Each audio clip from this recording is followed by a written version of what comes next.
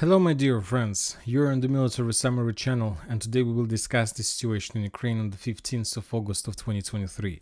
Today we have a lot of very interesting updates, so let's start.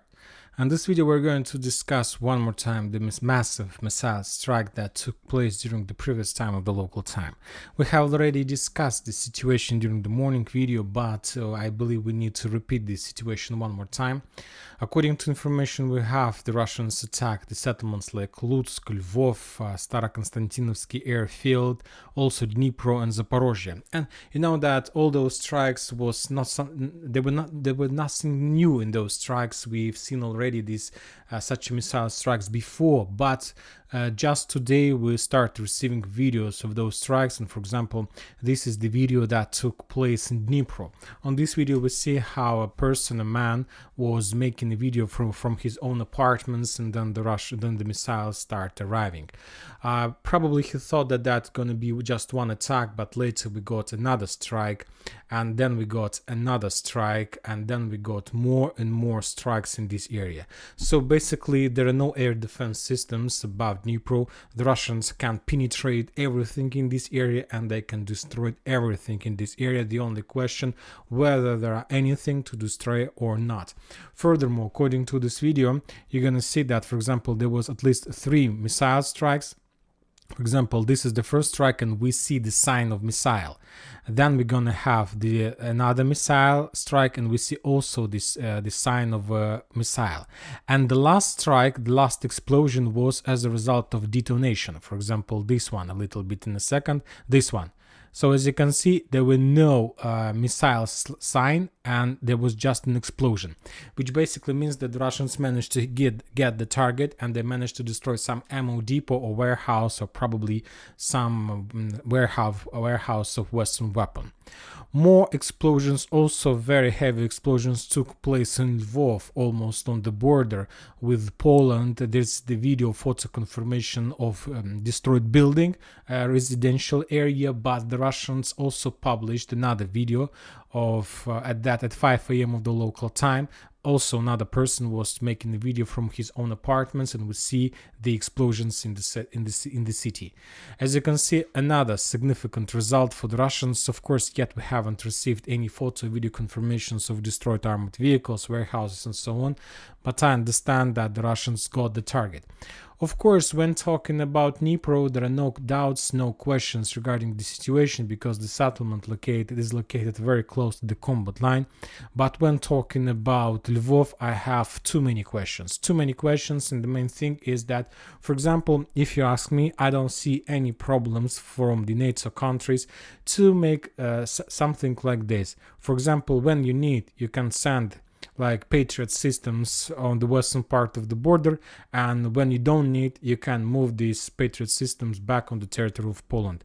And as you can see, the city Lvov is almost on the territory of NATO countries, and at least this settlement can be covered by the Patriot systems and by the raiders of the NATO countries. The question is why the Western countries still haven't secured the sky above the western part of Ukraine.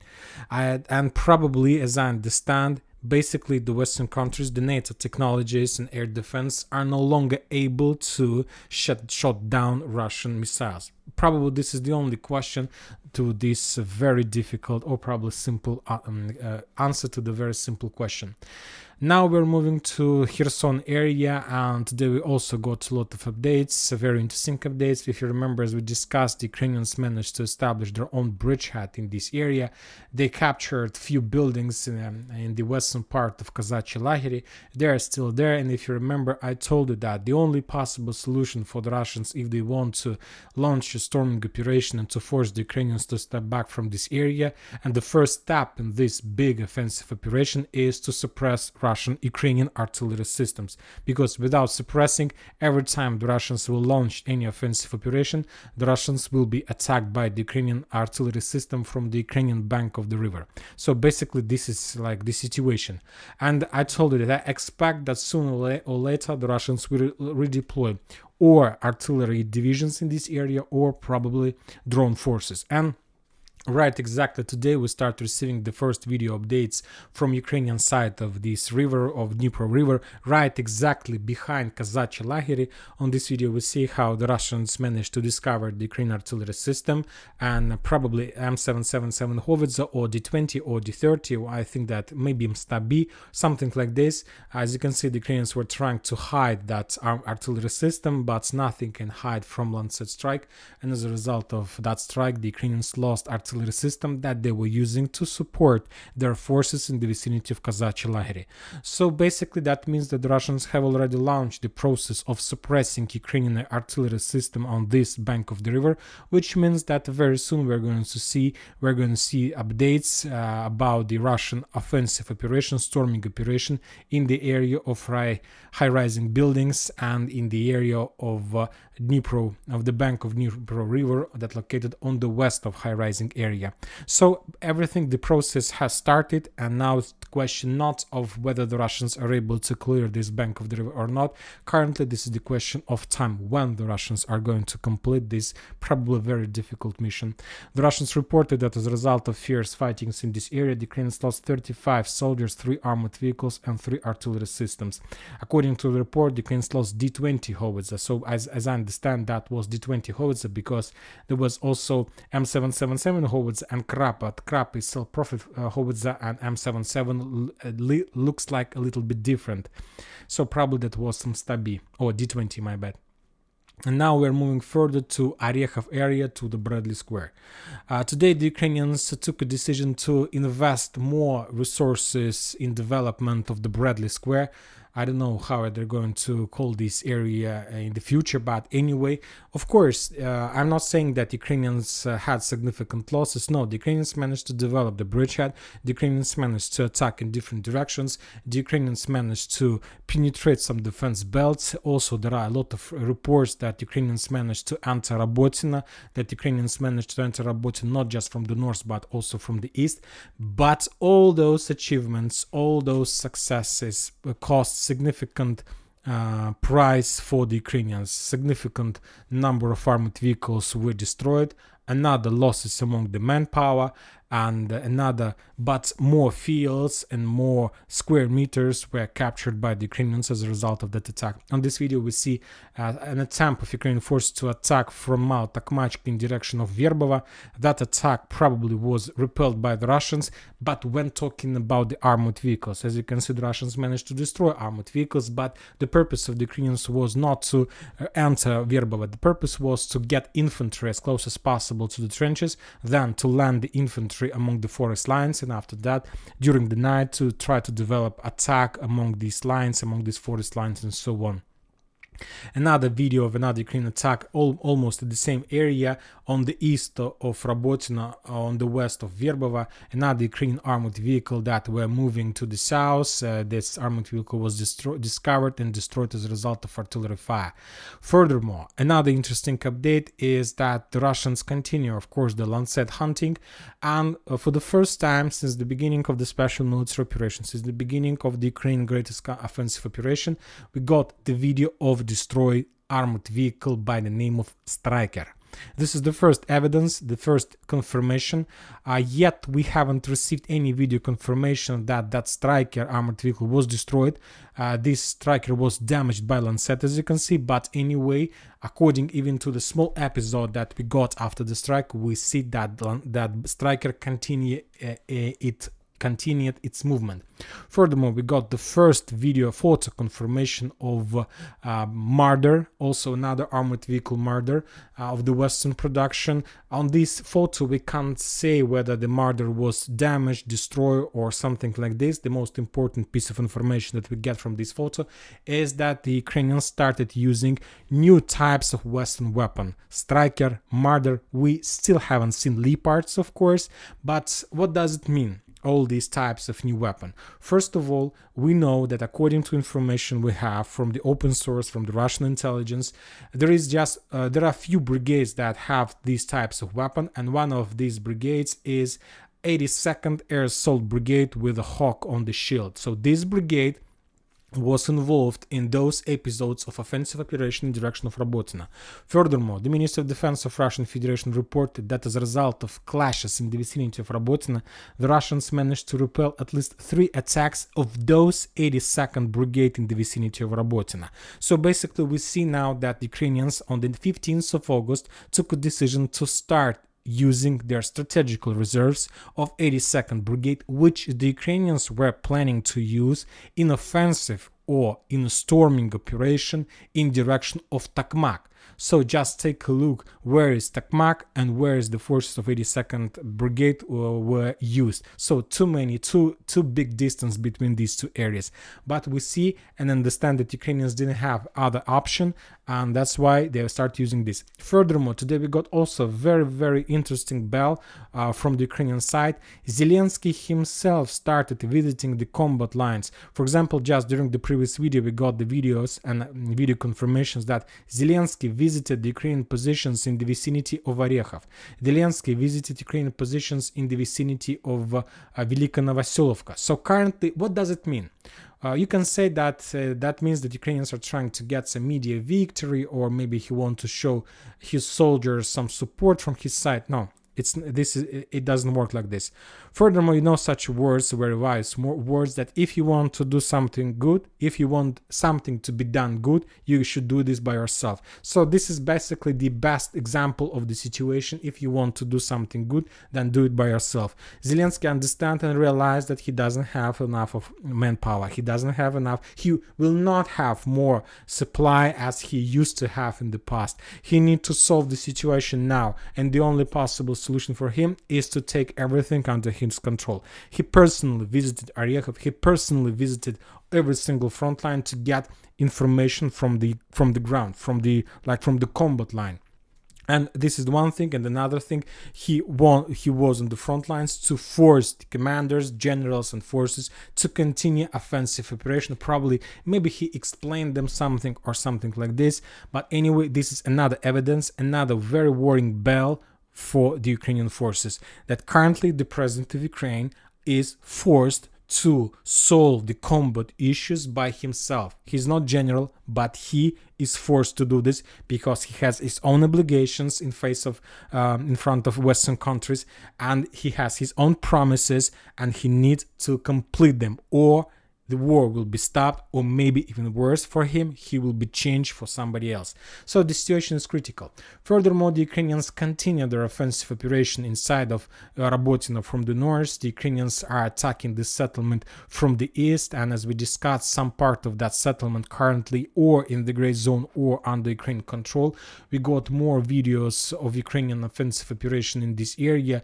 Well, for example, we got the video that the Ukrainians have launched their offensive operation during the battle of 14th August. The Ukrainians, during just one day of battles in this area, lost around 200 soldiers just for one day. Imagine yourself the number of losses, and 15 armored vehicles, including 5 tanks. Furthermore, the Ukrainians were attacking this area, and we got some video confirmations about the bombings of the southern edge of the settlement, which confirms that the Russians are no longer controls the northern part, at least for 100%, and maybe 60% that they're not controlling the central area of the settlement. Anyway, furthermore, today we got the confirmations that Ukrainians have started change their focus, and now they're moving also in direction of Verbova. So the problem for the Russians of the previous clashes is that no matter the losses, no matter the progress, the Ukrainians managed to achieve operational square and managed to split this territory in 2 parts, these 2 defense belts. Robotyne defense belt and Verbova defense belt. And the Ukrainians are trying to continue dividing process of this area into parts further. And currently the Ukrainians obtained operational square. Furthermore, as we discussed yesterday, the Ukrainians started their activity on the western flank of Robotyne, and currently they have some movements in direction of Kopony. So they have operational square. That means that the Russians need to control bigger territory. They need more forces to do this, and anyway, sooner or later, some forces will make a mistake, which will give the Ukrainians some opportunity to develop further their bridgehead. I'm not saying that the situation is critical for the Russians, but anyway, the situation develops in a critical and not good way for the Russians, and mainly in Ukraine's favor when talking about the situation on the ground. Nobody knows the development of the situation when talking about manpower. Maybe the entire situation develops with significant steps in favor of Russia, in Russian favor, or something like this. Now we are moving further to the Vremivka tactical bridgehead. We have some updates from this area as well. The Ukrainians control the northern part of the settlement. The Russians establish their positions on the south, and they continue regrouping, continue moving reserves, continue withdraw their position from the southern area. The Russians continue attacking and bombing the buildings in the southern part, trying to reduce the Ukrainians' capabilities in the future. The Ukrainians establish fire control over the roads. They're flying above the territory, trying to hunt and to get the Russian forces who continue evacuation and to attack them during the evacuation process. On this video we see how the Russians were trying to evacuate using the personal carrier, but the Ukrainians attacked that personal carrier behind, and that armored vehicle was destroyed. The Russians shown almost the same video, but from the northern part. The Ukrainians are trying to move more reserves, more reinforcements inside the settlement. The Russians control the northern outskirts of Urozhaina and attack the Ukrainian armored vehicles who are heading to the south in direction of Urozhaina. So currently the situation is on wedges, and basically for now the situation is 50-50 for both sides. The Russians are saying that as a result of fierce fighting on South Donetsk front line, the Ukrainians lost another 200 soldiers, 7 armored vehicles and 2 artillery systems. Also additional Raider anti-PQ-37. Basically most of those clashes took place yesterday on the 14th of August. Today we see the reduce of any activity from both sides, and we understand that now either the Russians and the Ukrainians need some regrouping. I don't think that the operational pause is going to be for too long, probably 1 or 2 days, and after that the Ukrainians will launch their offensive operation on the flanks. Currently they need to solve the issue with Priyutina, of course, and they need to solve the issue with Novodonetsk. They need to maintain the combat line, to shorten the front line, and then using the broad front line attack to attack the first defense belt of the Russians that goes on the settlements like Stepova, Priyutina, Removka, Staromlynovka, Kremenchuk, Novodonetsk. The battle of this bridgehead is about to begin, and this is going to be probably the final battle of the summer. And I'm not sure that Ukrainians are going to continue their offensive operation in the autumn, during the autumn, in direction of Lyubimovka or Novopetrikovka. Probably the Ukrainians will freeze the combat line in this area until at least the next year.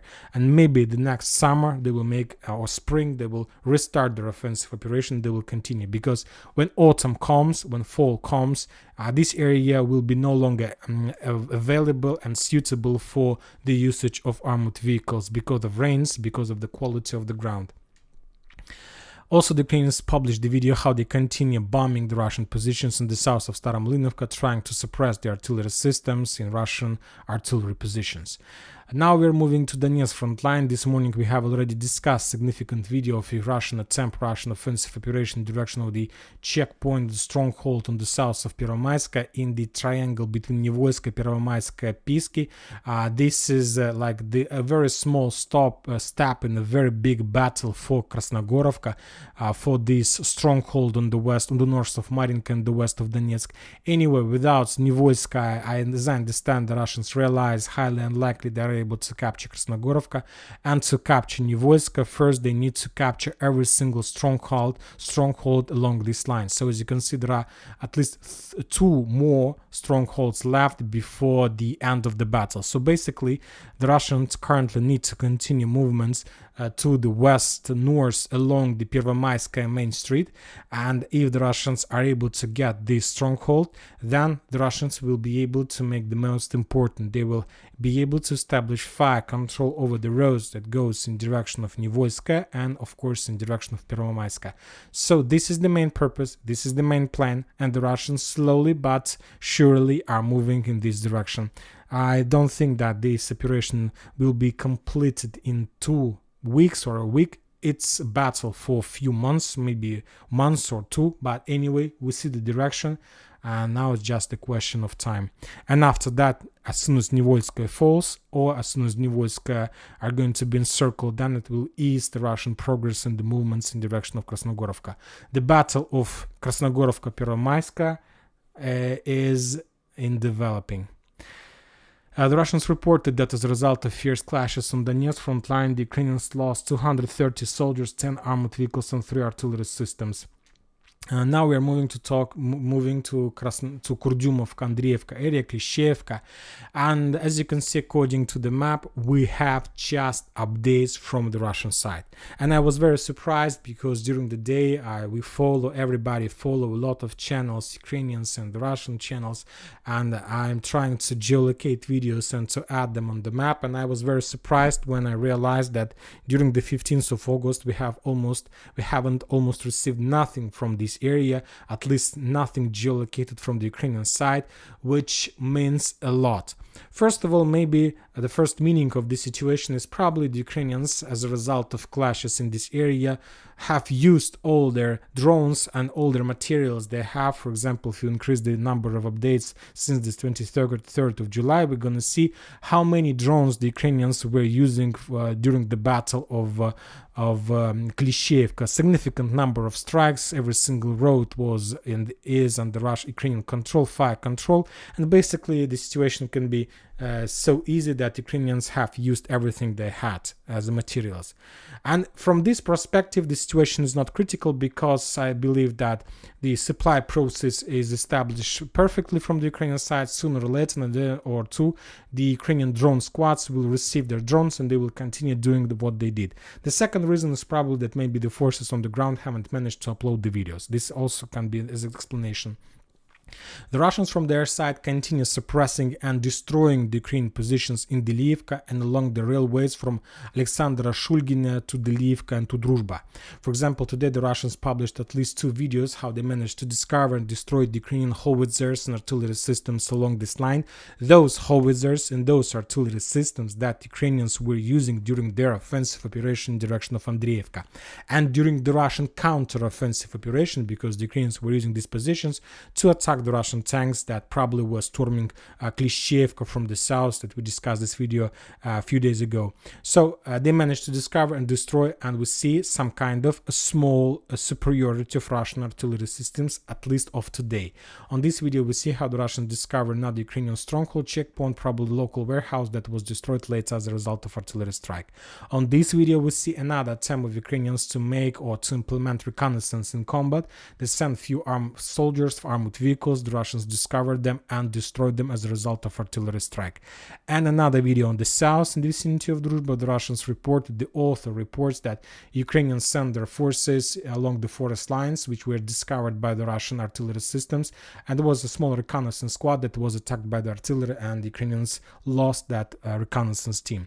We see complete reduce of Ukrainian activity in this area.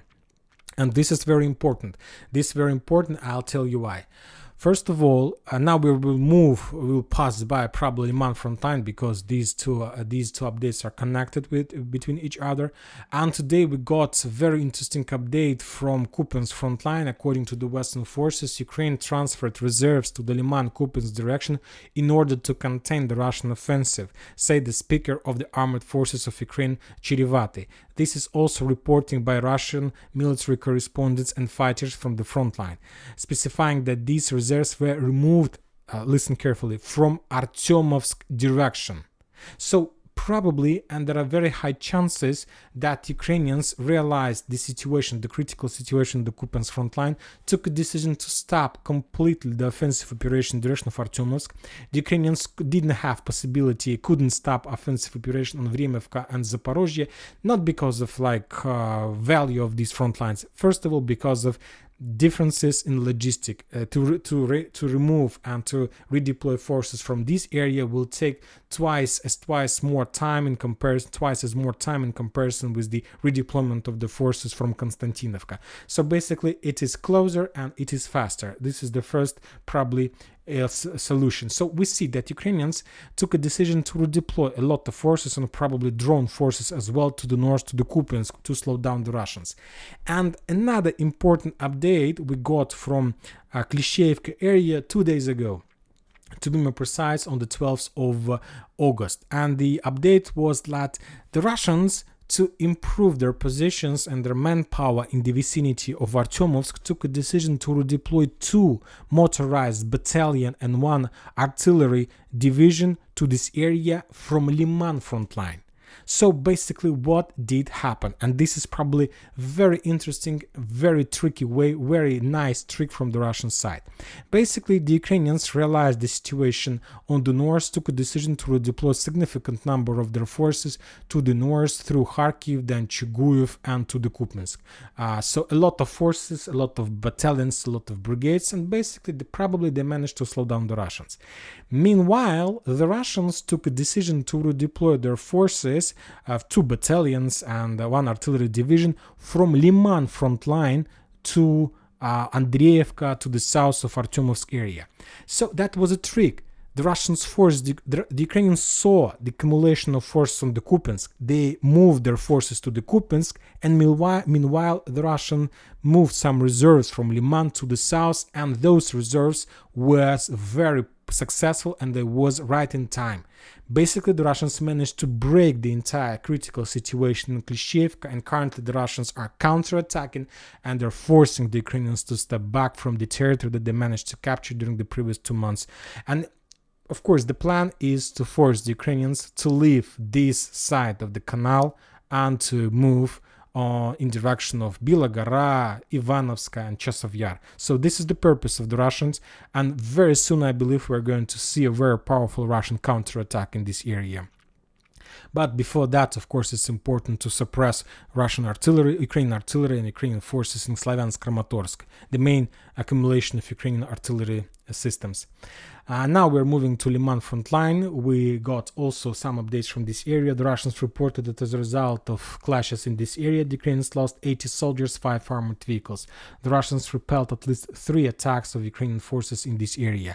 And when talking about this area, just artillery duels, the Russians, for example, published today the video of flamethrower systems attacks in the west of Dnipro, which confirms that maybe military summary map is not so correct, because according to my vision and of the little geolocated events we got, this forest was under Russian control, but this video probably confirms that this forest is under Ukrainian control, and before the next video we will update the map. The Ukrainians established some supply roads that goes from the mainland, from Kreminaya to Tarskoye salient. These roads are under fire control, and basically the Ukrainians track the movement and attack everything that stops for at least for a while. So basic situation on this area without any movements from both sides. When talking about Kupiansk front line, we also got a lot of interesting updates. One of those updates we have discussed about the reinforcements, redeployment of the forces. And another interesting update is coming from Karamzinovka bridgehead. The Russian sources reported that not the Ukrainian sources reported that during the previous day the Russians managed to they relaunched or restarted their offensive operation, and as a result of those attacks the Russians managed to develop their bridgehead on the north of Novoyegorovka for another 3.76 square kilometers to the north, and to the west for another 8.56 kilometers. So basically the Russians started their attacks, started their movements, and now there are clashes in the north of Novoyegorovka, in the vicinity of Nadia. So the same clashes, and the Russians are advancing and pushing the Ukrainians to step back. The Russians are saying that as a result of those clashes the Ukrainians lost another 100 soldiers and 5 armored vehicles. Also the Russians reported that they managed to repel the Ukrainian attacks in the vicinity of Novoyegorovka, and the Russians managed to repel the Ukrainian attacks in the vicinity of Sinkovka and Novoselovska and Alshane. This settlement Alshana. So there are very fierce clashes, very heavy clashes, and nobody knows what is going to be next, but the Russians are not going to stop, because they need to complete this summer campaign. It's already 15th of August, 2 weeks left before the end of the summer campaign, and there are still no winner of this campaign. Neither the Russians nor the Ukrainians won the battle. We can say that it's like 50-50. So nobody won the battle. At least nobody are winning the battle. When talking about the situation, of course, of the ground, the Russians wasn't defeated, but the Ukrainians managed to capture a few settlements, and the Ukrainians still have reserves, and they still can use them on the combat lines.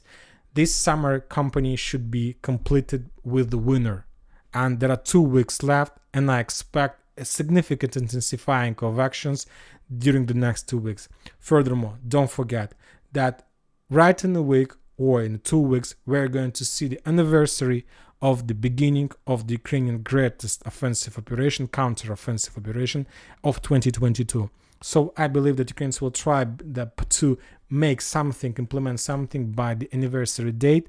And of course, this also very bad number, red number for the Russians, and they will try to defeat the Ukrainians during these days, upcoming days as well. And that's it for today. Military Summary channel reminds to condemn any violence in the world. Thank you for your watching. Subscribe to my channel, put your likes, join my Patreon, and have a good day. Bye bye.